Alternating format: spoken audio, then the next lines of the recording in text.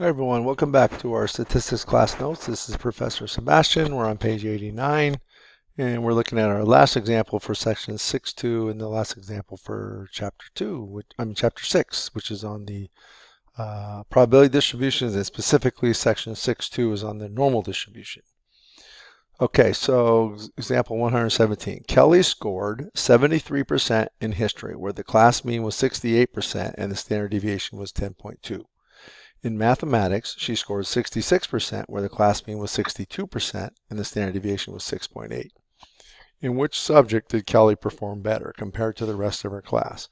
So I want you to recall the formula to convert to a z-score. Remember, it's z equals x minus x bar over s.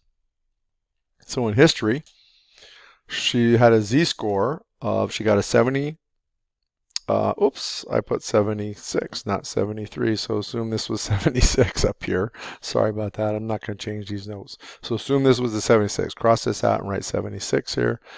She's had a z-score of 76 minus the mean of 68 divided by 10.2, which comes out to be 0.49. Let me see if no, just that is 73%. Leave this as a 73. I don't know why I wrote 76 there. Make this 73. So 73 minus 68 over 10.2 is 0.49. In math, she's had a z-score of 66, is what her score was, minus 62, the mean, divided by the standard deviation of 6.8, and it comes out to be 0.59. So she actually did better in math when compared to the rest of the class. She performed 0.59 standard deviations above the mean in math, whereas she only performed 0.49 standard deviations above the mean in history.